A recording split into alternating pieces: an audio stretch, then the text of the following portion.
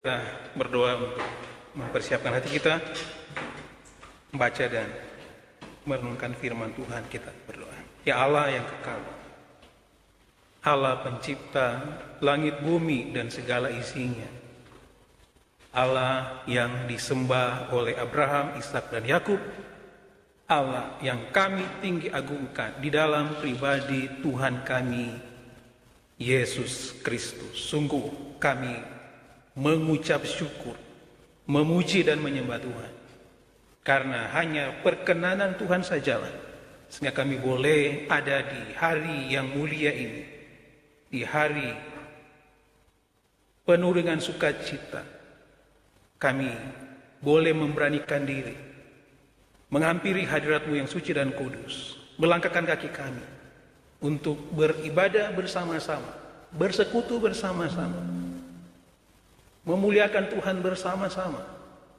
Dan di sini kami boleh mengalami Tuhan, karena kami sungguh percaya apapun yang kami kerjakan tidak pernah dan tidak akan terlepas dari penyertaan Tuhan. Kiranya Engkau menyempurnakan setiap kerinduan kami di pagi ini dengan urapan-Mu, ya Roh Kudus, menerangi setiap kami, sehingga benar-benar saat ini adalah waktunya Tuhan untuk kami belajar firman Tuhan, sehingga tidak ada satupun di antara kami yang tidak diberkati oleh Tuhan. Kami semua akan pulang dengan membawa berkas-berkasnya, membawa berkat-berkat Tuhan yang berlimpah-limpah. Sungguh ini adalah jaminan firman Tuhan.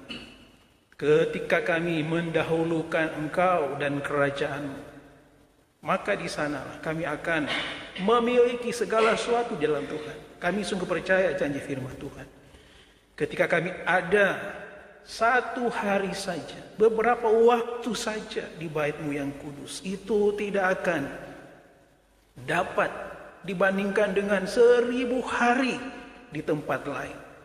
Firman Tuhan sungguh-sungguh mengingatkan kami bahwa kami ada di dalam kehendak Tuhan.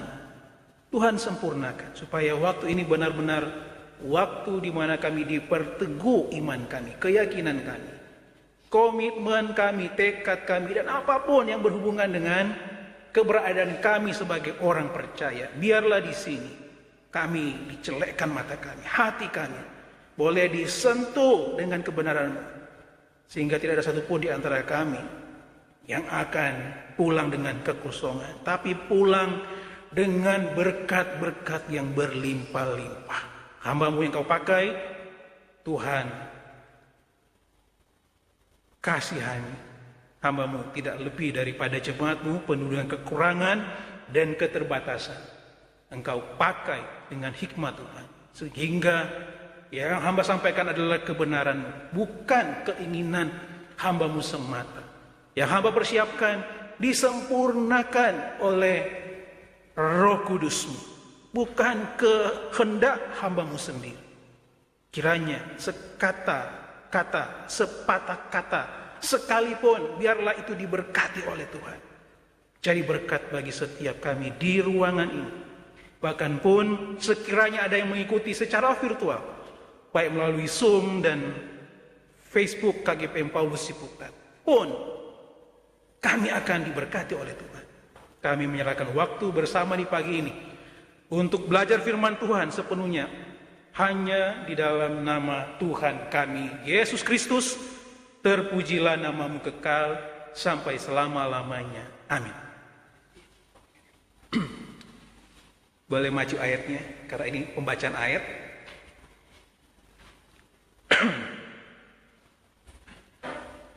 Mari kita membaca Alkitab kita dari Wahyu pasal 20 ayat 1 sampai dengan ayat yang ke-6.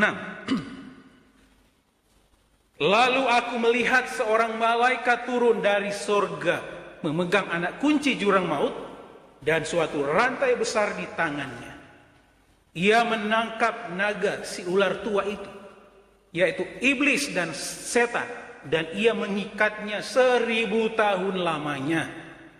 lalu melemparkannya ke dalam jurang maut, dan menutup jurang maut itu dan memetraikannya di atasnya, supaya ia jangan lagi menyesatkan bangsa-bangsa sebelum berakhir masa 1000 tahun itu.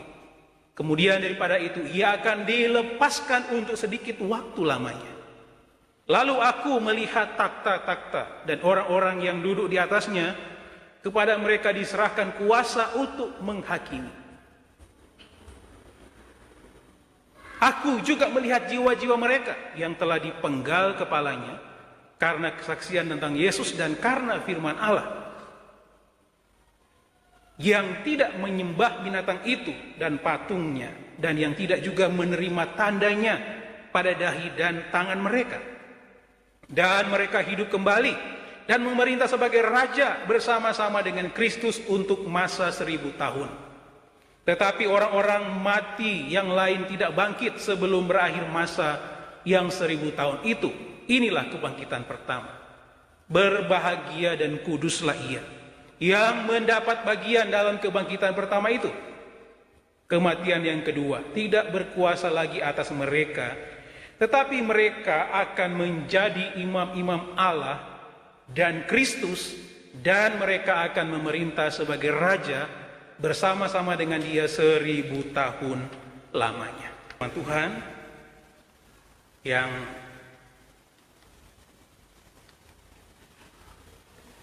sudah ingatkan istri saya bahwa kurang lebih 2 tahun yang lalu firman Tuhan nyaris hampir mirip ya, yang ada di FHK, dan saya punya filenya, dokumennya. Kalau Bapak Ibu masih mengikuti khotbah 2 tahun lalu, itu ada di sekitar khotbah pagi ini.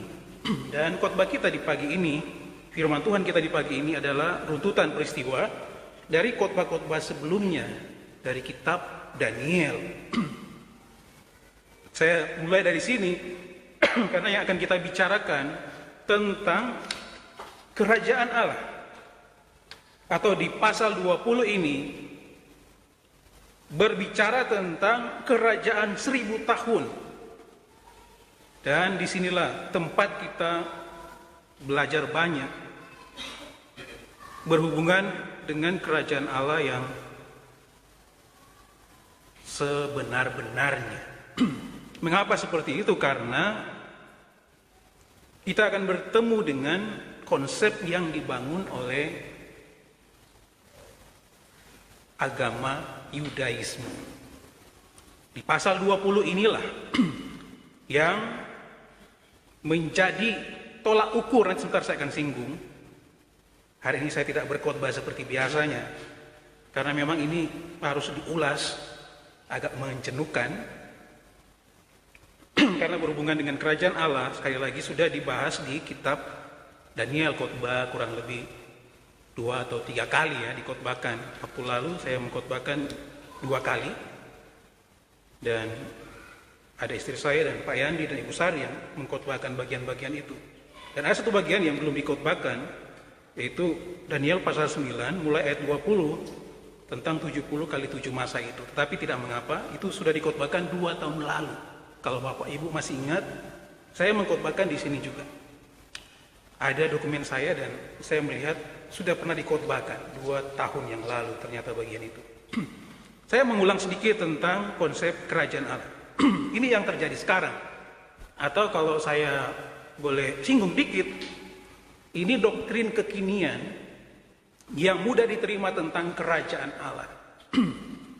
Karena sampai di sini pembelajaran kita tentang kerajaan Allah itu beraneka ragam, khususnya dengan doktrin-doktrin yang dibangun sekarang.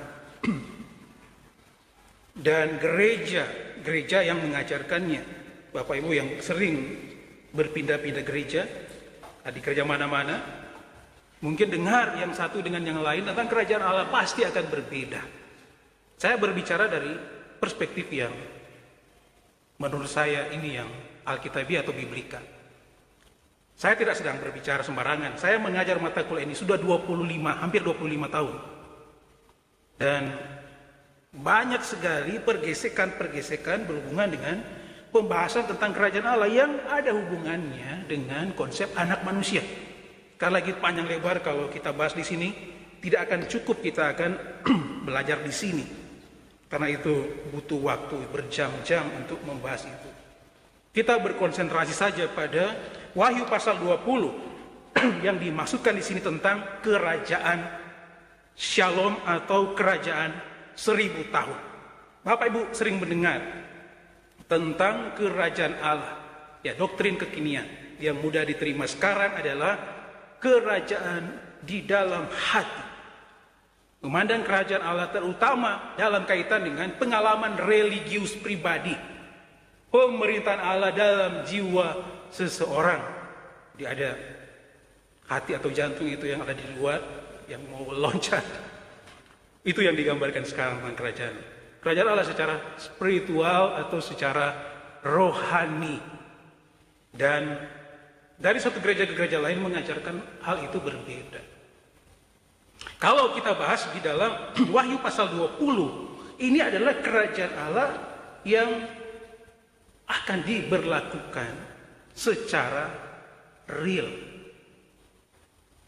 Kalau Bapak Ibu akan bertanya berhubungan dengan kerajaan Allah yang dibahas di dalam Injil-Injil, apakah sama?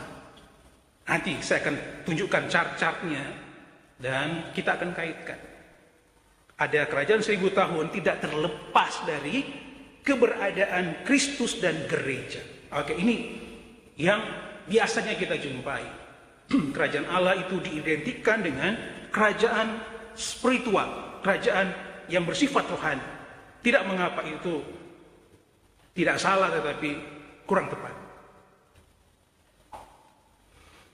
Saya mulai dengan kerajaan Allah dalam Yudaisme. Sekali lagi ini membosankan, tapi saya akan jelaskan pelan-pelan di baru introduksinya.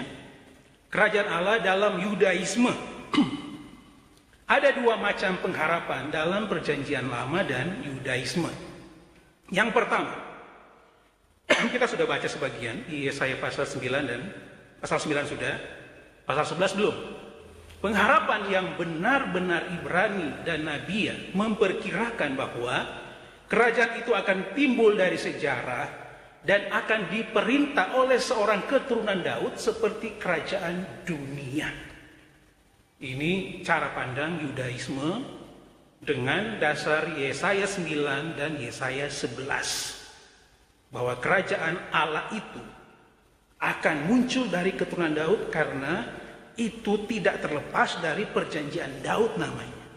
Allah sudah berjanji-janjian dengan Daud bahwa yang akan memerintah di Israel untuk selama-lamanya adalah Daud dan keturunannya. Padahal kita sudah membaca dari Daniel, pelajaran kita minggu lalu, bahwa kerajaan utara dan kerajaan selatan sudah selesai. Masa pembuangan 70 tahun. Mereka sudah tidak ada kerajaan itu. Sisi monarki itu sudah tidak ada. Tetapi berhubungan dengan perjanjian Daud itu akan direalisasikan di mana? Ini cara pandang PL dan Yudaisme. Akan muncul dari keturunan Daud, tetap dari keturunan Daud, tetapi konsepnya berbeda. Yang akan datang itu bukan manusia, tetapi Allah itu sendiri. Kalau kita baca di Yesaya pasal 7. Anak manusia seperti anak manusia, tetapi dia dalam pemahaman orang Yahudi, ia itu adalah Allah itu sendiri. Yang kita kenal dengan konsep Mesias. Raja tetapi aslinya dia Allah mengambil daging manusia, lahir dari keturunan Daud. Kita sulit untuk memikirkan itu. Allah kok bisa lewat menjadi manusia tapi harus keturunan Daud. Tidak boleh yang lain. Satu terobosan. Yang kedua, apokaliptis Allah dalam sejarah, dalam pribadi anak manusia dengan satu kerajaan transendental di balik sejarah yang kita sudah bahas di Daniel pasal 7. Namun pengharapan perjanjian lama itu selalu bersifat etis dan bukan spekulatif. Nah, kita lihat apokaliptis Yahudinya tentang kerajaan itu. Apokaliptisme sudah jadi pesimis.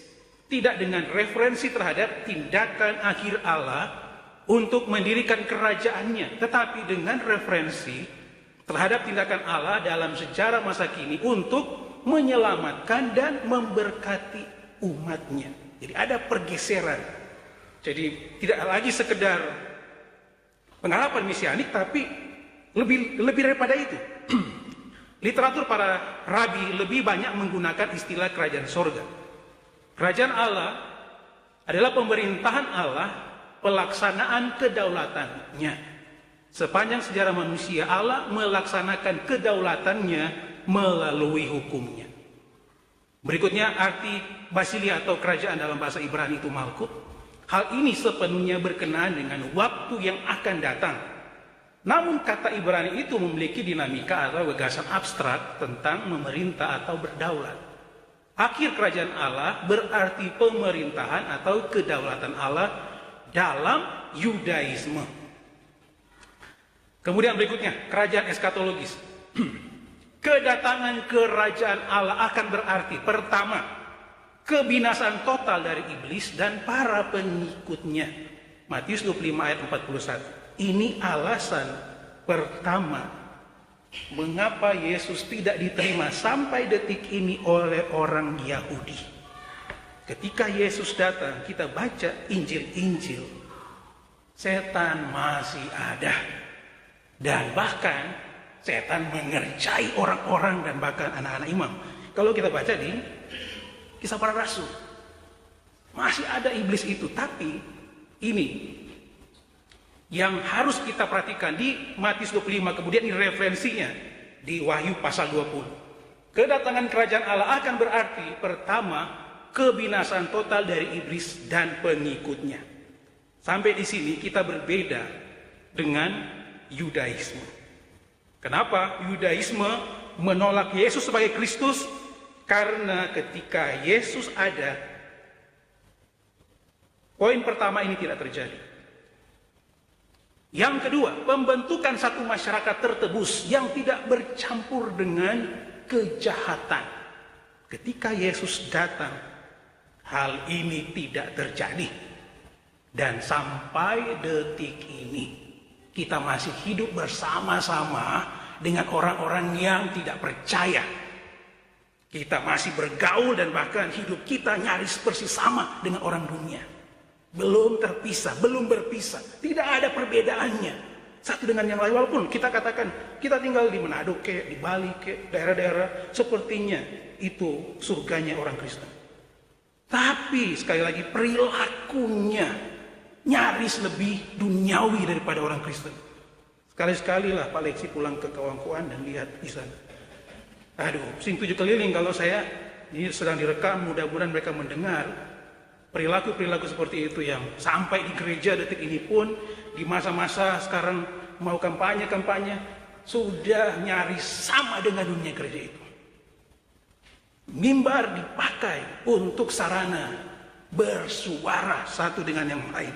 Gereja bisa terpecah-pecah, bahkan keluarga bisa hancur gara-gara politik. Maksudnya poin 2 tadi, nyaris belum terrealisasi. Yang ketiga, persekutuan yang sempurna dengan Allah dalam pesta Mesias. Dalam pengertian inilah kerajaan Allah sinonim dengan masa yang akan datang. Ini yang kita lihat, kita berpisah.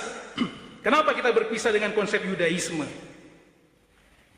3 hal tadi itu nyaris kita tidak temukan pada waktu Kristus Yesus datang sampai detik ini. Tapi ada hal yang penting nanti kita pelajari sekarang ya, yang menjadikan Yudaisme akhirnya ketinggalan satu momentum di mana mereka sampai Yesus datang kedua kali belum percaya Yesus, tidak akan mengalami pengangkatan, tidak akan mengalami rek.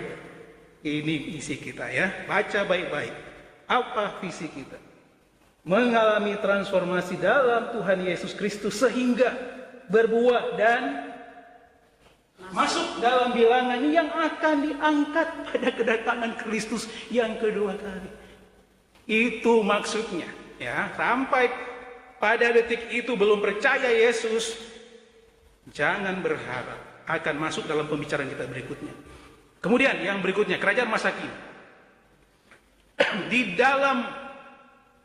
Di rumah ibadah Yahudi di Nazaret, Yesus membaca nubuat tentang Mesias dari Yesaya 61 ayat 1 dan 2. Mengenai kedatangan dari Dia yang diurapi untuk memberitakan tahun Tuhan. Dan kemudian dengan sungguh-sungguh ia menegaskan, pada hari ini genaplah nats ini sewaktu kamu mendengarnya. Tadi sudah mulai ada pergeseran, yang sekarang ternyata Yesus katakan, Yesaya 61 ayat 1 dan 2, hari ini sudah tergenapkan nats itu. Apa isi Yesaya 61 itu? Kita sudah baca, tapi saya baca lagi ya, supaya mengingat kembali. Yesaya 61 ayat 1 dan 2. Roh Tuhan Allah ada padaku, oleh karena Tuhan telah mengurapi aku. Ia telah mengutus aku untuk menyampaikan kabar baik kepada orang-orang sengsara dan merawat orang-orang yang remuk hati, untuk memberitakan pembebasan kepada orang-orang tawanan dan kepada orang-orang yang terkurung kelepasan dari penjara, untuk memberitakan tahun rahmat Tuhan dan hari pembalasan Allah kita, untuk menghibur semua orang berkabung. Katakan, Yesus, sudah tergenapi nats itu. Tapi kalau kita lihat tadi 3 poin tadi, itu sulit untuk diterima bahwa Yesus itulah Kristus. Tetapi ada hal yang penting. Saya lanjutkan lagi. Dalam Matius 12 ayat 28, berbunyi begini, tetapi jika aku mengusir setan dengan kuasa Roh Allah, maka sesungguhnya kerajaan Allah sudah datang padamu. Kita mulai berpikir lagi ya. Tadi bilang begini, kenapa sekarang bilang begini? Apa hubungannya dengan kerajaan yang eskatologis itu? Yesus katakan, kalau kita mengusir setan dengan kuasa Roh Allah, maka sesungguhnya kerajaan Allah sudah datang kepadamu. Maksudnya, kerajaan Allah itu dimulai dari kuasa yang ada pada Yesus dan pada diri orang percaya, pada Deni Kilapong. Apakah kerajaan Allah secara fisik itu sudah terwujud? Atau pandangan pertama tadi secara spiritual itu lebih diutamakan? Yesus katakan tadi, kuasa di dalam Yesus Kristus. Kalau kita mengusir setan dengan kuasa Roh Allah, kerajaan Allah sudah datang kepada. Maksudnya, siapa yang menjadi bagian dalam kerajaan Allah? Adalah orang-orang yang punya kuasa, punya otoritas, punya eksosia, punya dunamis di dalam Yesus Kristus. Apakah kerajaan Allah sudah terwujud sekarang? Kita katakan, belum. Tetapi sudah mulai. Sudah mulai. Pada siapa? Dimulai pada siapa? Jangan tunjuk orang lain. Pada Deni Gilam. Ketika mengusir setan dengan kuasa Roh Allah, sesungguhnya kerajaan Allah sudah datang kepadamu. Kalau kita yakin kuasa itu sudah ada pada kita, kita sudah ada di dalam kerajaan itu. Oke, kita maju sedikit. Ada satu perdebatan tentang kata eftasen telah datang itu. Banyak yang menafsirkan kata itu untuk menunjukkan dekatnya, bukan keberadaan yang sungguh. Tetapi kata kerja itu mengandung arti kehadiran yang nyata. Bukan hanya mendekat. Kerajaan Allah sudah dekat. Maksudnya apa? Ada yang mengatakan kedekatnya bukan kepada keberadaan yang sungguh. Tapi sekali lagi, ini merujuk kepada kehadiran yang nyata. Bukan hanya mendekat, kita mengalami kuasa itu.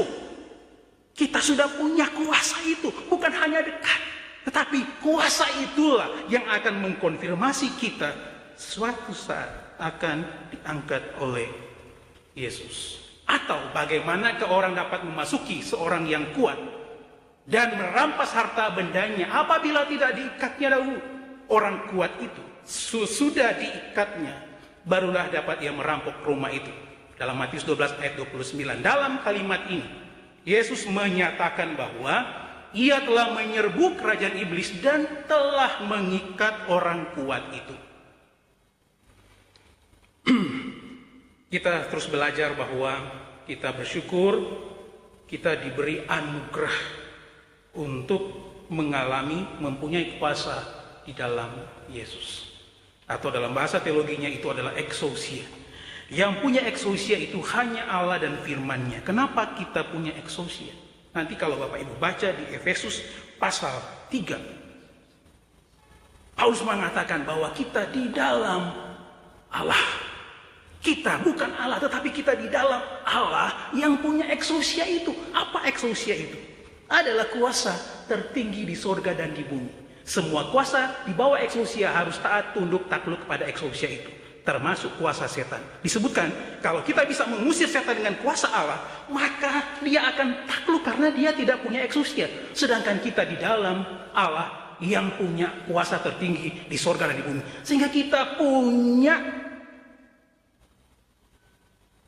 power untuk mengusir setan. Dan setan takut kepada orang yang paham bahwa dia punya kuasa itu. Tapi setan tidak takut kepada orang yang punya kuasa, tetapi tidak paham bahwa dia punya kuasa yang besar. Dan dia benar-benar takut kepada orang percaya yang paham kuasa di dalam Tuhan yang exousia tadi. Segala kuasa di bawah exousia itu harus taat, tunduk, takluk kepadanya, termasuk setan dan semua kuasa di bawah kolong langit, sistem dunia harus taat, tunduk, takluk kepada exousia itu. Kita di dalam Kristus, kata Paulus dalam Efesus pasal 3. Sekarang mari kita lihat struktur eskatologi baru, ajaran Yesus tentang waktu penebusan. Mengharapkan suatu hari, yaitu hari Tuhan, saat Allah bertindak untuk mendirikan pemerintahannya atas bumi. Hal itu dapat digambarkan dengan satu garis lurus. Ini kita sementara ada di waktu kini atau di masa kini. Kemudian waktu kini itu satu saat nanti akan berakhir. Berakhirnya dengan apa? Dengan rapture. Ada yang mengatakan kedatangan Kristus kedua kali. Ini bukan kedatangan Kristus yang kedua kali. Kedatangan Kristus kedua kali nanti di awal kerajaan 1000 tahun. Rapture ini terjadi sebelum masa kesusahan yang besar. Saya tidak akan panjang lebar, sedikit akan saya singgung sebentar. Tapi sebelum kesusahan yang besar, waktu kini akan berakhir dengan tanda ada kebangkitan orang mati. Yang mati dalam Kristus akan dibangkitkan. Kemudian dia akan diangkat ke surga. Kemudian kalau pada waktu itu kita masih hidup, puji Tuhan, 1000 kali kita akan diangkat. Tapi kalau waktu itu kita sudah mati, jangan takut pada ini. Akan dibangkitkan dulu orang percaya dalam Kristus, kemudian diangkat, bertemu dengan Yesus di awan-awan, kemudian yang masih hidup akan diangkat. Mudah-mudahan pada waktu itu kita masih hidup. Karena waktu itu seperti pencuri pada waktu malam. Firman Tuhan berkata, tidak ada seorang pun yang tahu, malaikat pun tidak tahu, hanya Allah sendiri yang tahu. Titik itu akan berhenti, masa kini akan berhenti. Sabar saja, waktu kini, waktu yang kita jalani sekarang ini akan berhenti. Kapan berhenti? Jangan tanya sama saya. Bagian kita jalankan hidup kita dengan penuh kesetiaan. Jangan kebanyakan melihat ke belakang, kata firman Tuhan. Kalau nyangkul kebanyakan lihat ke belakang, pembaca kebanyakan lihat ke belakang, nanti alurnya berkelok-kelok dan akan divonis oleh yang punya lahan itu sebagai pembajak yang tidak profesional. Bajaklah dengan sungguh-sungguh. Ada satu masa di masa yang akan datang, yang akan terjadi di waktu yang akan datang. Itu disebutkan keduanya, masa kini dan masa yang akan datang itu sama penting, tidak ada yang kurang penting. Mengapa saya sebutkan ini? Karena ada gereja yang hanya mengutamakan ke masa kini, masa depan urusan Tuhan. Nggak mau tahu tentang masa depan, padahal sudah disingkapkan dalam Alkitab. Ya masa depan, ya masa depan. Masa kini, ya masa kini. Dua-duanya sama penting. Kalau kita tidak tahu masa depan, nanti seperti khotbah saya hari ini, mempersiapkan mentalitas berkuasa. Kemudian saya teruskan lagi. Ini menurut satu teolog namanya Gerhardus Voss. Dia katakan kita akan segera hidup dalam dua masa. Masih masa kini yang digambarkan waktu kita beraktivitas sekarang ini. Kemudian waktu masa kini akan terwujud secara prinsip, secara fisik kita akan jalankan. Kemudian ada satu masa nanti kita akan dibangkitkan. Kita akan mengalami kebangkitan, akan ke dunia yang akan datang, akan terwujud secara rohani, dan kita akan sampai ke masa yang akan datang, yang itu kita akan hidupi sebagai orang-orang dalam Kristus gereja. Ini menurut Gerhardus Voss. Kita akan segera hidup di dalam dua masa. Masa kini yang terwujud secara fisik, dan masa yang akan datang yang akan terwujud secara rohani. Tetapi tidak sampai di situ. Kalau seperti itu ada dua hal yang dipisahkan. Ada modifikasi lebih lanjut untuk melukiskan garis waktu perjanjian baru dengan lebih baik. Kalau tadi kelihatan terpisah masa kini dan masa yang akan datang, masa kini fisik, masa yang akan datang rohani. Tapi kita lihat tadi, kita masih bergelut dengan masa kini, dunia masa kini. Kemudian suatu saat seperti gambar Gerhardus Voss itu, masa yang akan datang akan segera mulai dengan satu tanda yang kita sudah tahu disebutkan dalam Alkitab dengan pengangkatan gereja. Kemudian dia akan merujuk, akan memulai satu masa zaman yang akan datang. Seperti gambar tadi, dia akan terjadi di masa yang akan datang, tetapi ini modifikasi yang lebih baik. Dua masa itu penting, sama-sama penting, tetapi masa yang akan datang, perhatikan baik-baik, dia akan mempengaruhi hidup kita sekarang. Kalau kita mengerti apa yang akan terjadi di masa yang akan datang, maka hidup kita sekarang akan berbeda. Kalau kita nggak tahu apa yang akan terjadi di masa yang akan datang, ya masa bodoh, mati ya mati saja. Seperti kata orang-orang tua. Mati ya mati, mau dimati di mana, mau dilempar kemana, terserah. Wah itu. Karena dia tidak tahu masa depan. Masa depan mempengaruhi hidup kita, mentalitas kita sekarang. Perhatikan yang pertama, dia mempengaruhi mentalitas kita sekarang. Kemudian dia mempengaruhi mentalitas kita untuk siap beralih ke masa yang akan datang. Sepanjang kita menjadikan masa yang akan datang itu sebagai hal yang spiritual saja, yang rohani saja, itu tidak akan mempengaruhi hidup kita sekarang. Apa sih gunanya mempelajari masa yang akan datang? Tapi kalau kita tahu ternyata masa yang akan datang itu pasti, maka hidup kita sekarang, mentalitas kita sekarang itu harus dipersiapkan. Kita harus berjuang dengan sungguh-sungguh, karena banyak orang di luar sana yang tidak mau berjuang sungguh-sungguh. Mati ya mati, hidup ya hidup. Apa yang terjadi ya terjadilah, masa bodoh. Tetapi ternyata kalau kita belajar dari sini, ternyata hidup kita sekarang tidak terlepas dari hidup yang masa akan datang, dan masa yang akan datang mempengaruhi hidup kita sekarang. Kalau kita tahu apa yang akan terjadi secara pasti di waktu yang akan datang, maka kita sekarang tidak hidup masa bodoh. Ya, yang penting hidup saja. Yang penting kita jalani hari-hari kita. Yang penting, ya, sekali lagi ini ada kontribusi dari doktrin gereja. Kalau gerejanya seperti itu, ya jemaatnya tidak lebih daripada pengajarannya. Tetapi kalau pengajarannya yang diajarkan itu adalah hal-hal yang seharusnya kita tahu, tidak perlu ditutup-tutupi, hanya segelintir orang yang tahu, maka hanya segelintir orang yang termotivasi di dalam kerajaan Allah. Yang seharusnya setiap orang percaya harus tahu rahasia ini. Sehingga kita tidak menjadi orang yang dikultuskan hebat, ya, tetapi dia tertinggal. Kita harus bergandengan tangan, kata firman Tuhan. Kalau ada yang mulai mundur, kita tarik, kita angkat, kita bawa dia supaya kita berjejeran untuk maju bersama-sama. Jangan kalau dia mundur malah kita ketawain dia. Kita harus bisa mendorong bersama-sama rahasia-rahasia ini. Kita harus bawa supaya kita benar-benar ada pada visi ini. Kita akan diangkat pada kedatangan Kristus kedua kali. Mudah-mudahan dan harus keluarga Pak Leksi semuanya harus terangkat. Jangan hanya Bu Sri saya yang terangkat, Pak Leksinya nonton. Oh, kapan saya diangkat? Puji Tuhan, rahasianya sudah dibuka sekarang. Berarti tidak ada alasan kita untuk berkata, saya baru tahu Pak. Kenapa saya baru tahu? Dulu nggak dikasih tahu. Kalau waktu itu bilang saya belum tahu, Tuhan bilang kamu bohong. Tanggal 19 November 2023, jam 10 lewat 9 lewat 5 detik kamu dengar khotbahnya Denny Kilapung. Kalau kamu bilang belum tahu, itu perlu berurusan dengan malaikat pencabut nyawa.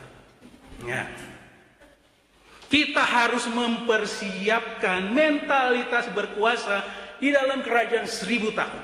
Sekali lagi ini proposisinya. Kita harus mempersiapkan mentalitas berkuasa di dalam kerajaan 1000 tahun. Ada waktunya nanti. Benar-benar kita akan berkuasa. Kita sudah punya kuasa sekarang. Ya, mengusir setan kata Alkitab kan. Ada yang sudah berani mengusir setan atau takut sama setan? Atau takut sama dunia? Kita punya kuasa di dalam Tuhan. Jangan takut sama setan. Sedikit doang ya saya cerita ya. Tahun 2006, akhirnya saya balik lagi ke Jogja. Istri anak-anak sudah ke Manado, kemudian saya ada Jogja lagi 2006. Kemudian saya berpindah-pindah, tinggal. Saya tinggal di rumah di mana ditunjuk oleh yang berkuasa. Kemudian suatu saat saya tinggal di rumah yang punya yayasan. Mereka mungkin mengerjai saya. Kemudian mereka bilang, itu ruang doa. Pak Denny tidur di situ saja.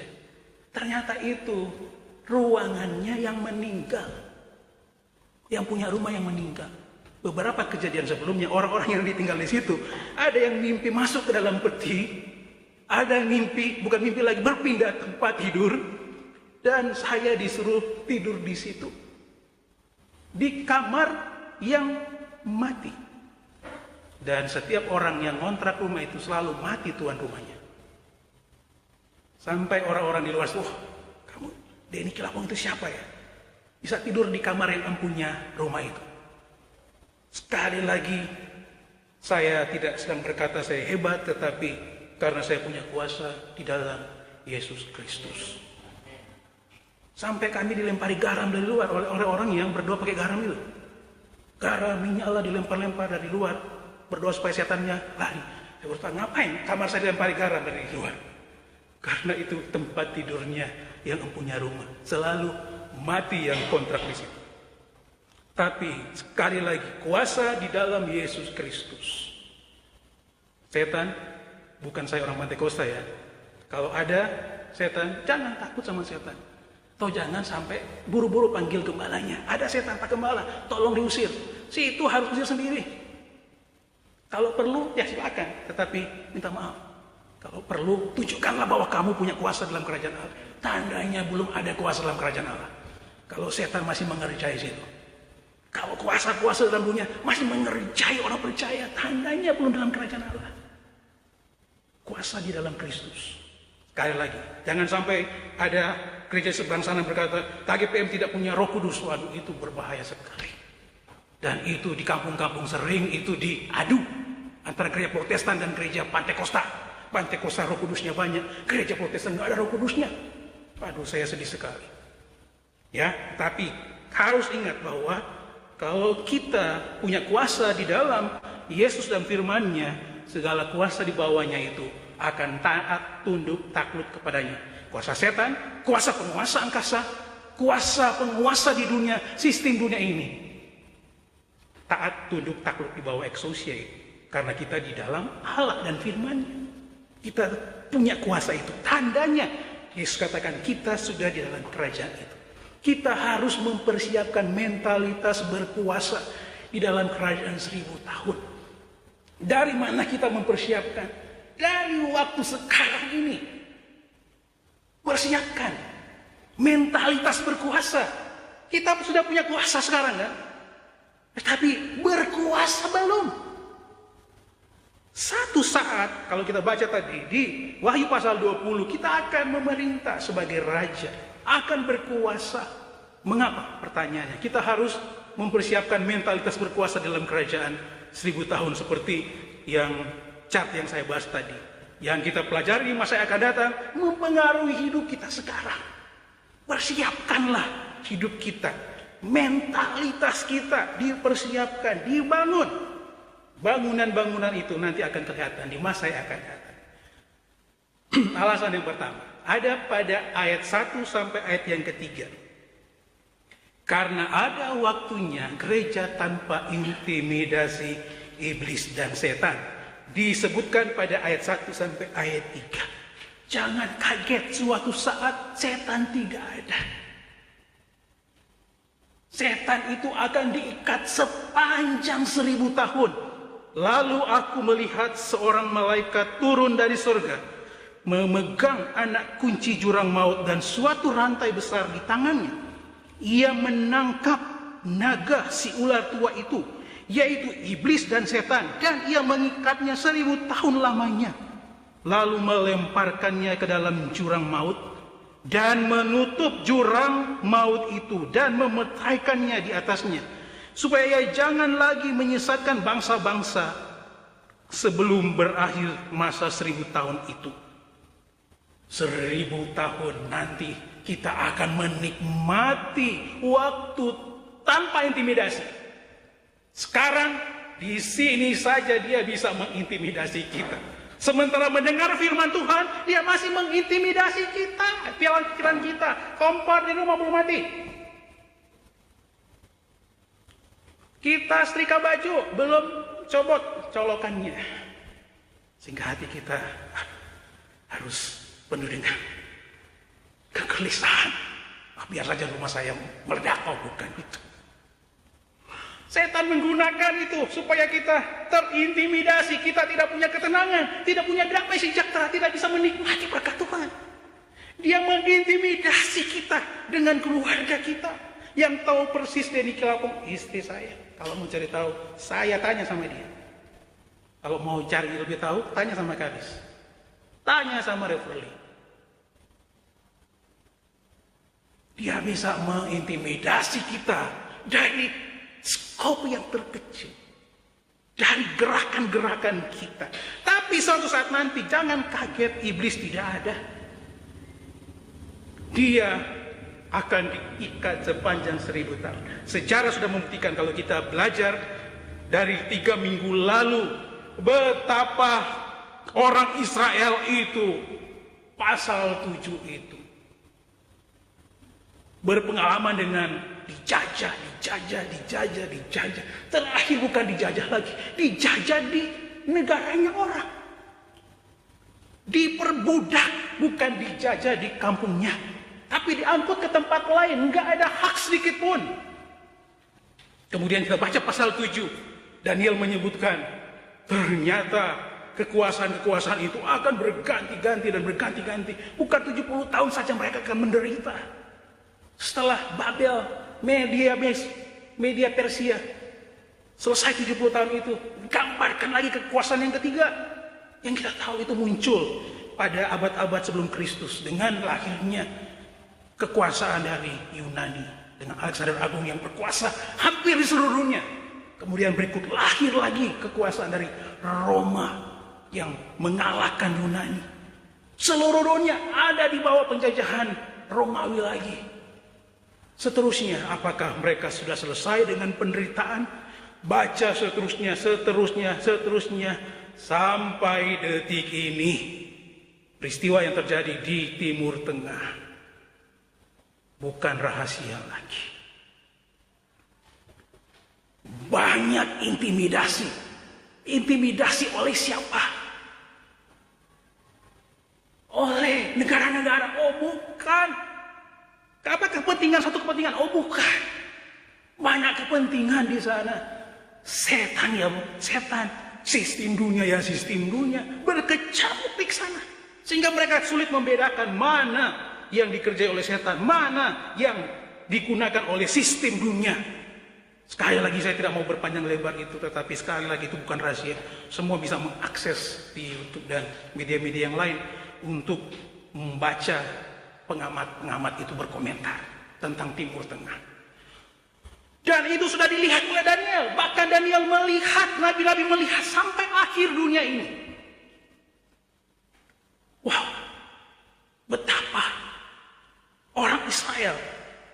Dan kalau kita masuk lagi ke gambaran gereja, Gereja pun tidak lebih daripada itu. Mungkin kalau di sini saya bisa gambarkan lebih jelas, Bapak lebih tahu. Sulit kita mendirikan gereja. Izin diputar-putar. Harus pakai izin rumah doa, tempat pembinaan iman. Tidak bisa bikin izin untuk mendirikan gereja. Mengapa itu terjadi? Padahal kita punya kuasa di dalam Yesus Kristus. Katanya kita punya kerajaan Allah. Tetapi kita masih diintimidasi. Terus diintimidasi. Tetapi sekali lagi, ada waktunya, sabar saja. Saya nggak tahu waktunya kapan. Tapi saatnya akan ada kerajaan 1000 tahun di mana intimidasi itu, intimidasi setan, semua sistem dunia akan tidak ada. Jangan kaget, katanya kan, menurut pengalaman, yang sudah biasa pegang uang 10 juta, nggak kaget kan kalau dikasih uang 5 juta kan. Tapi orang yang belum biasa pegang duit 10 juta, dikasih uang 10 juta, malah hidupnya semakin lebih duniawi dan semakin berdosa. Waktu itu kita coba akan lihat mengapa mentalitas itu harus kita bangun dari sekarang, mentalitas berkuasa.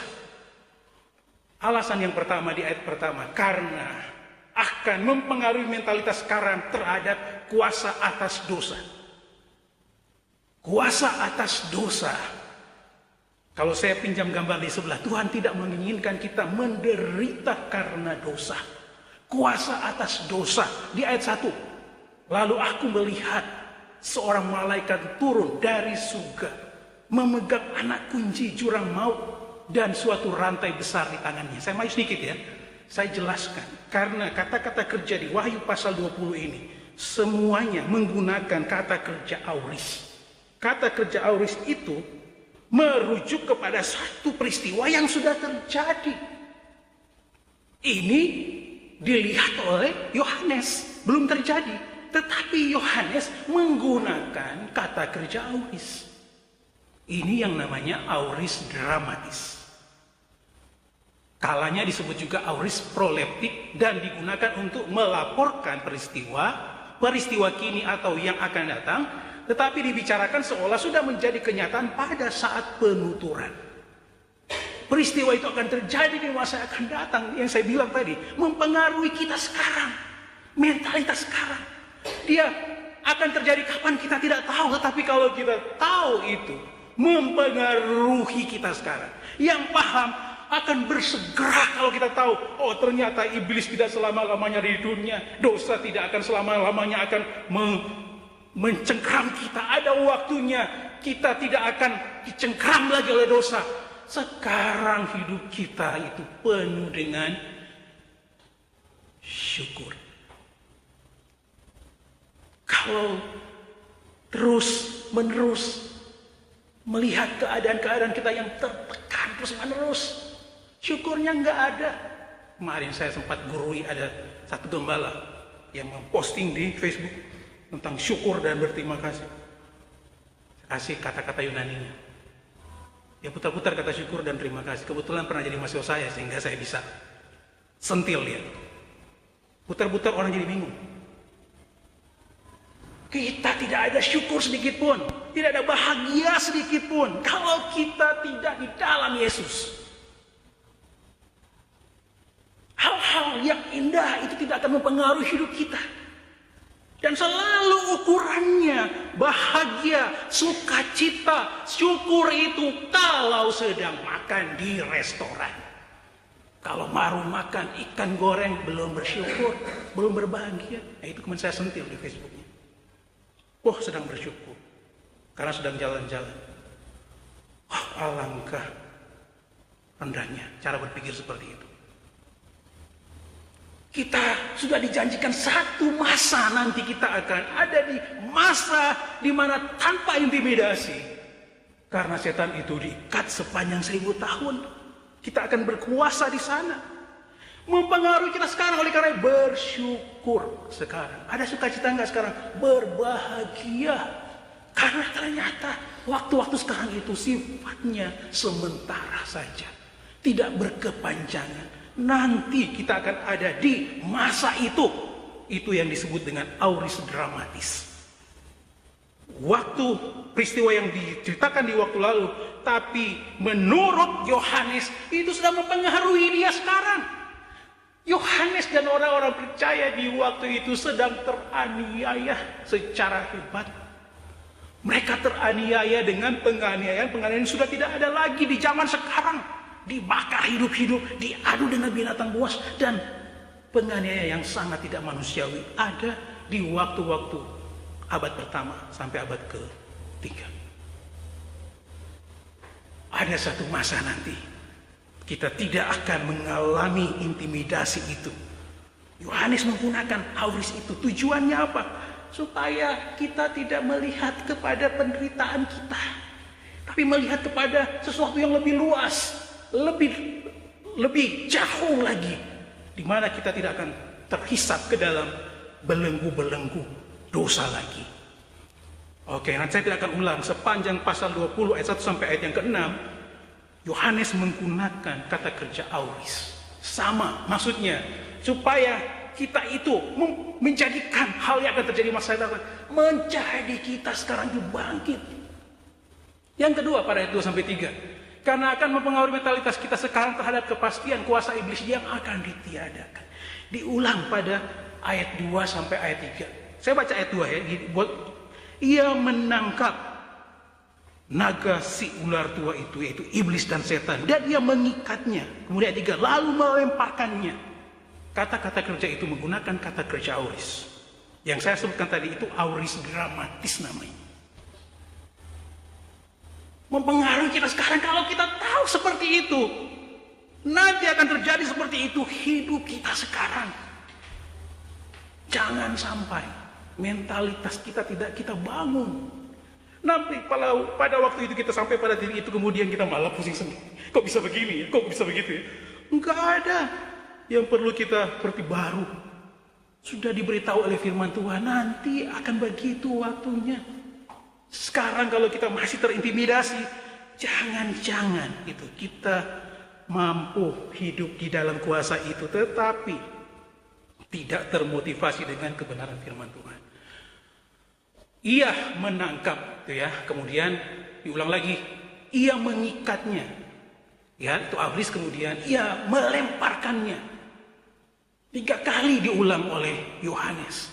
Si naga itu ditangkap, diikat, dilemparkan. Itu peristiwanya di waktu akan datang. Tapi Yohanes sudah bersyukur, puji Tuhan. Saatnya kamu tidak akan berkuasa. Dipastikan pada kita sekarang. Jangan kita malah ragu dengan firman Tuhan. Sekarang kalau kita masih diintimidasi, satu saat kelak kamu. Nanti kita akan baca mulai ayat yang keempat. Sebentar ya. Satu saat kelak kamu akan merasakan masa di mana situ akan diikat sepanjang 1000 tahun. Dan tidak bisa untuk mengintimidasi orang percaya. Karena kita ada satu masa yang baru. Oke ya, saya teruskan lagi. Alasan yang kedua. Tadi alasan yang pertama, karena pada suatu saat kelak nanti ada waktunya. Ingat baik-baik, ada waktunya. Setan itu tidak ada kuasanya lagi. Karena dia akan diikat sepanjang 1000 tahun. Dia akan ditangkap dan dilemparkan. Saya tidak bisa menggambarkan itu. Lemparkan kemana? Ke dalam jurang maut sepanjang 1000 tahun. Gak nongol-nongol lagi. Dan tidak akan menghuni gereja. Oke ya. Yang kedua, karena ada waktunya. Gereja atau orang percaya akan memerintah bersama Kristus selama 1000 tahun. Itu yang disebutkan tadi oleh penulis Injil. Kita yang punya kuasa di dalam Yesus. Yang dimiliki oleh gereja nanti yang akan berkuasa. Saya maju sedikit ya. Lihat gambar ini. Suatu saat nanti yang akan diangkat dan yang akan memerintah sepanjang 1000 tahun itu adalah gereja. Siapa itu gereja? Saya sebagai orang percaya. Sepanjang di masa-masa sekarang belum percaya Yesus, jangan berharap suatu saat nanti akan mengalami rapture dan turun bersama Kristus untuk memerintah sepanjang 1000 tahun. Waktu-waktu sekarang ini berteguh keyakinan kita.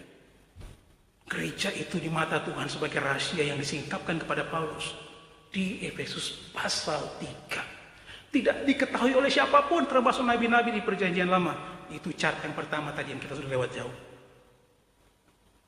Kita sekali lagi bersyukur ya, karena suatu saat kelak kita akan memerintah bersama dengan Kristus sepanjang 1000 tahun di ayat 4 dan 5.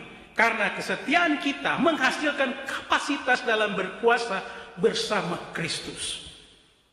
Ada dua hal yang dirujuk oleh frasa di ayat 4 dan 5. Pertama, mereka memerintah dengan Kristus atau mereka menerima keadilan. Lihat di sini, di cat ini ada suatu saat di masa 1000 tahun itu. Kalau Bapak Ibu lihat di sini, ya ini di sini. Di masa ini sepanjang 1000 tahun ada waktu di mana bangsa-bangsa itu akan dihakimi. Siapa yang akan menghakimi bangsa-bangsa? Wow, ternyata kita diberi kesempatan. Gereja diberi kesempatan. Ada saatnya kalau saya situ dulu sama saya balas itu nanti. Oh enggak, di waktu itu hati kita sudah hati Allah, penuh dengan belas kasihan. Menghakimi di situ hanya kasihan. Kenapa sih kamu bisa begitu dulu? Ya, kalau nggak mau saudara kita nanti di waktu itu kita adili, injili dia sekarang ini. Waktu itu tidak ada lagi KKN karena itu tetangga saya. Dulu sering dia bantu-bantu saya. Minta tolong ya Pak Yesus, itu tetangga saya dulu. Nggak ada lagi hati itu. Di situ waktu mereka itu dihakimi, waktu mereka dihukum, kita diberi kesempatan. Kesempatan untuk mengkonfirmasi kuasa kita. Memerintah dengan Kristus atau mereka menerima keadilan. Kita akan menerima keadilan dan memerintah bersama Kristus sepanjang 1000 tahun. Jadi kalau kita lihat cat ini, kita akan diangkat di sini. Sebelum masa yang tadi cat pendahuluan saya tadi, saya ulang-ulang cat itu, akan diangkat, kemudian kita akan turun di sini di awal masa 1000 tahun. Oke, saya teruskan lagi. Yang kedua, karena kesetiaan kita menghasilkan persekutuan yang intim dengan Kristus di ayat yang ke-6. Wow, kita indah sekali pada waktu kerajaan 1000 tahun. Tidak hanya sedang memerintah, tetapi intim bersama dengan Kristus. Memerintah dan bahkan terlibat di dalam ibadah-ibadah bersama dengan Kristus. Melaksanakan ibadah-ibadah. Hal ini mengacu pada Israel sebagai alat Tuhan bagi pewahyuan dan penebusan bangsa-bangsa yang tidak percaya. Di perjanjian baru telah diperluas untuk mencakup semua jemaat. Dulunya di perjanjian lama kalau kita baca itu ditujukan kepada Israel. Tetapi di perjanjian baru bagi saya, bagi kita yang percaya. Nanti kalau kita baca, kemarin kita sudah baca di Yudas, kemudian di Petrus, diulang lagi. Paulus juga mengulang-ulang predikat kita sebagai orang percaya. Kita itu akan menjadi imamat yang rajani, bangsa yang kudus, umat kepunyaan Allah sendiri. Untuk apa? Untuk Allah sendiri. Suatu saat kelak kita akan intim dengan Allah. Ini dia cat saya yang terakhir ya. Di masa kerajaan 1000 tahun.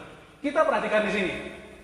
Ini masa kerajaan 1000 tahun akan terjadi sesudah Harmagedon itu. Dan di sini kita akan memerintah dengan Yesus Kristus sepanjang 1000 tahun. Kita akan menjadi raja, memerintah sepanjang 1000 tahun. Pertanyaannya, siapa yang akan kita perintah? Yang akan kita perintah adalah orang-orang biasa yang secara fisik akan keluar dari tribulasi ini. Termasuk Israel yang disebutkan di Roma dan di Yunani. Mereka akan masuk di sini, tetapi mereka menjadi masyarakat biasa yang akan memerintah di sana. Siapa? Siapa dia yang akan memerintah kalian 1000 tahun? Siapa? Siapa Ibu Sri yang akan memerintah kalian 1000 tahun? Ibu Sri tadi bilang mempersiapkan mentalitas berkuasa. Sombong banget dan berkuasa. Harus persiapkan dari sekarang. Besok-besok dikasih takhta. Wah, takhta itu dikasih sama orang. Bukan. Memang itu sudah hak saya kok. Sekarang persiapkan mentalitas berkuasa itu.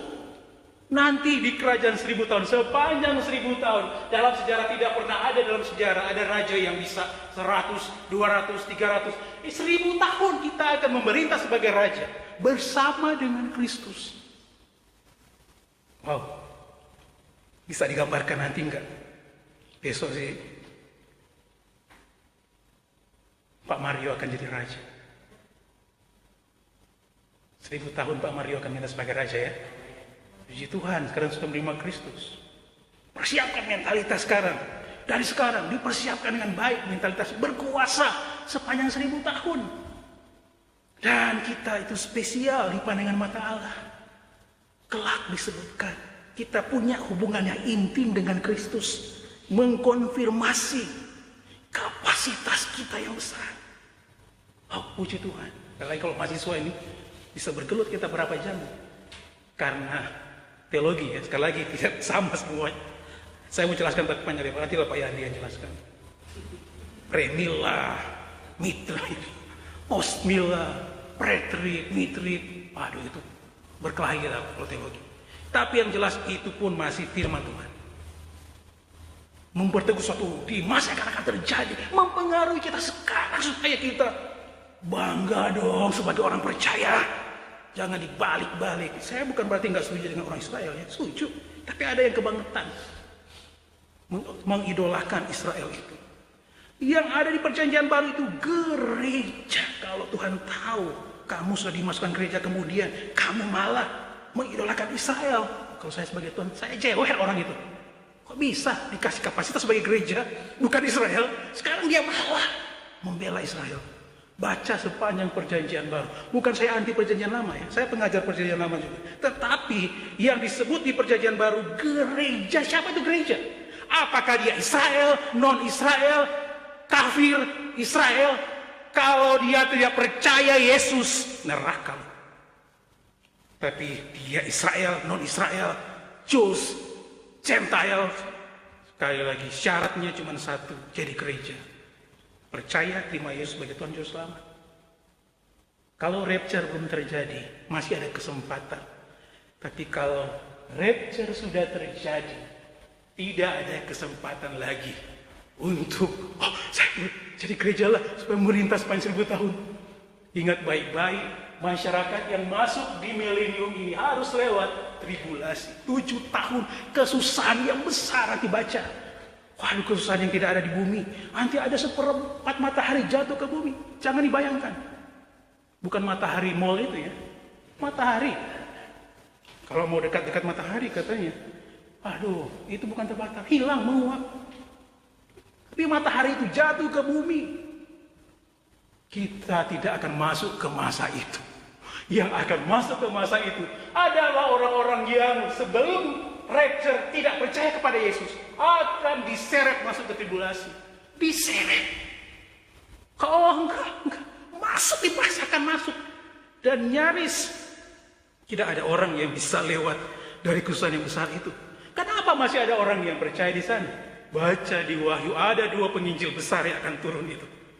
Disebutkan banyak, Musa, Henokh atau Elia. Tapi 2 orang penginjil hebat. Sehingga di kesusahan yang besar sekalipun di sana masih banyak orang percaya Yesus karena penginjilnya bukan Denny Kilapong. Yang banyak lemahnya ini, tetapi Musa, Elia atau Henokh. Orang-orang yang disebut di perjanjian lama. Orang-orang yang hebat. Penginjil-penginjil di tribulasi itu. Sehingga banyak orang juga yang menetap percaya Yesus. Ada sehingga mereka akan diseret masuk ke sini. Masuk bilangan-bilangan orang Israel yang dibicarakan di Roma dan Wahyu. Kita bukan. Kita itu gereja. Tidak perlu dipaksa di sini. Kita akan diangkat. Nanti saatnya tepat kelak waktunya. Kita akan diangkat ke surga. Kemudian kita akan mengenakan tubuh kemuliaan. Baru berhadapan dengan takhta pengadilan Kristus Bema. Setelah Bema kita akan berpesta di pesta rumah Allah. Setelah itu kita akan turun bersama Kristus. Memerintah sebagai Raja. Dan Yesus sebagai Raja sekalian. Sepanjang 1000 tahun. Bukan 100 tahun. Ya, bukan 200 tahun. Kalahkan Sri Ratu Elizabeth. Bukan 500 tahun. 1000 tahun. Dan setelah 1000 tahun ada terakhir di sini, penghakiman terakhir, kita akan dibawa ke Yerusalem baru, langit baru dan bumi baru. Bukan 1000 tahun, tetapi selama-lamanya, everlasting. Wow, ada yang bersungut-sungut sekarang? Aduh Tuhan, saya berat, sudah gak makan kemarin ayam goreng. Menderita, sampai piring dibanting-banting. Jangan, kalau ada bertobat cepat-cepatnya. Kalau masih ada yang susah naik motor, masih mogok, aduh, sabar Pak Yandi. Waktu itu nggak ada lagi motor, mobil, pesawat, tidak, tapi gereja itu akan naik turun di sini karena sudah menggunakan tubuh kemuliaan. Ada di tempat yang berbeda dalam waktu yang begitu dekat, seperti tubuh kebangkitan Yesus Kristus. Sabar, kita akan ada di waktu itu. Tadi disebutkan tadi auris dramatis. Kalau tidak mempengaruhi hidup kita sekarang, itu bahaya. Kalau kita sudah tahu, setidaknya lah, apa sih Denny Klapong tidak bersungut-sungut? Masih dong bersungut-sungut. Tapi belajar, ingatkan terus-menerus. Masih bergumul sungut-sungut? Ya masih lah, udah bergumul, pasti saya akan bersungut-sungut. Tapi terus bergumul dan bertumbuh di dalam Tuhan. Tidak tadi hidup untuk berbuat dosa sepanjang hidup. Nyakitin hati Tuhan terus. Kira-kira kita mau enggak? Ya, kalau ada proposal, mau enggak seperti itu? Kasih Tuhan bagi kita adalah motivasi kita buat hidup baginya. Kasih Tuhan bagi kita, motivasi kita buat hidup baginya. Kita harus mempersiapkan mentalitas berkuasa di dalam kerajaan 1000 tahun. Dengan baik dan benar. Sekali lagi, kita sudah belajar kitab Yudas. Pengajar-pengajar sesat, orang-orang fasik itu masuk menyusup ke dalam gereja sehingga sulit mana yang benar, mana yang tidak benar, mana yang baik, mana yang benar. Sulit kita bedakan sekarang di atas mimbar yang sama. Di sini saya berdiri, besok dia ganti berdiri di sini. Dan yang jadi korban adalah orang-orang yang pengetahuannya masih sangat minim. Semua dia bilang amin, amin, amin. Tak maaf Pak Alexi, tapi bukan berarti Pak Alexi salah, enggak. Benar, selama bilang amin itu firman Tuhan, amin juga untuk saya. Tapi kalau ada orang bilang amin, mengaminkan yang sesat, amin juga, masuk juga neraka. Kita semua sekarang berhati-hati di bawah kolong langit ini. Jangan buru-buru. Bagaimana bisa nggak buru-buru? Nggak punya pengetahuan yang memadai, yang mumpuni. Sehingga ditarik ke kanan, dia ke kanan. Tarik ke kiri, dipukul pantatnya, dia meloncat. Wah, itu ada dan dipertontonkan di bawah kolong langit ini. Sehingga saya dan teman-teman berkata, kalau bukan kita siapa lagi? Bukan berarti sombong. Tapi mereka itu menggunakan berbagai institusi, berbagai sarana. Saya sebut kepada teman saya di Jogja. Waktu kami terlibat PA dengan KGP Musafir.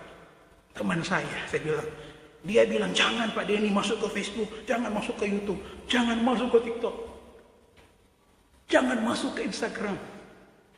Ibu masuk ke Instagram dan lihat siapa yang di situ berbicara. Orang-orang Injili jarang masuk ke situ. Orang-orang yang dalam tanda petik saya lagi benar mulut mengikutnya, tetapi mereka menguasai semuanya. Kalau situ bilang jangan masuk, kapan kita berkontribusi? Kasih firman, kasih firman, kasih firman. Setiap doa-doa pagi di sini saya rekam dan saya upload ke TikTok, Instagram, dan di YouTube saya masukin semua. Supaya ada firman-firman yang ada di situ. Katanya, doa dan firman landasan bertransformasi. Kalau kita berdoa terus tutup pintu, kita harus kirim juga. Sebar. Supaya tidak kebanyakan nonton yang nggak benar. Orang-orang luar sana. Setidaknya adalah gitu ya. Amin, puji Tuhan, Pak Pendeta. Ada yang belajar firman Tuhan, walaupun sedikit. Tapi kita sudah bersuara, menyuarakan kebenaran. kita harus bersyukur kepada Tuhan. Mengapa? Karena ada waktunya gereja tanpa intimidasi iblis. Yang kedua, karena ada waktunya Penatua Altri akan memerintah sebagai raja bersama Kristus. Sepanjang berapa tahun Bu Altri? 1000 tahun jadi raja. Ada waktunya nanti kita akan memerintah sebagai raja. Mempersiapkan mentalitas berkuasa. Tadi malam istri saya tanya-tanya, apa sih maksudnya itu, judul kamu itu? Mentalitas berkuasa. Mempersiapkan mentalitas berkuasa. Sekarang dia ikut khotbahnya, sedikitnya dia udah tahu lah. Khotbah yang kedua sebentar, ya nyaris mirip lah. Gitu. Mempersiapkan mentalitas berkuasa. Peristiwa itu akan terjadi di masa yang akan datang. Tetapi apa? Tadi auris dramatis. Seakan-akan menurut penutur terjadi sekarang ini. Secara pasti. Kita tidak tahu kan kapan Yesus datang akan mengangkat kita yang rapture itu. Bukan 1000 tahun lagi dan bukan sebentar malam. Jangan-jangan sedetik berikutnya. Kita nggak tahu dan tidak satu orang pun termasuk malaikat tahu.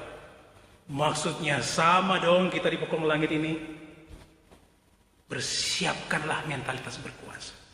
Sepanjang masih ada waktu, seperti film-film yang kita nonton waktu lalu, bukan film lagi, tetapi video-video di YouTube sedang berkhotbah, tiba-tiba dia nyungsep, mati. Ada yang sedang memimpin pujian, nyungsep, mati. Mudah-mudahan saya enggak ya. Gitu. Masih diberi kesempatan untuk membangun mentalitas berkuasa itu. 1000 tahun lagi kalau boleh Tuhan. Oh enggak. Kamu ngatur-ngatur Tuhan. Enggak ada yang minta-minta. Tuhan bilang A, ya A. Itu namanya kedaulatan Tuhan. Bagian kita, jalani saja. Ada satu lagu firman Tuhan. Lagu terakhir. Ya ini indah sekali tadi malam. Istri saya bilang ganti lagu itu. Saya bilang oh enggak, sudah pas lagi. Dengan apa akan ku balas. Ini satu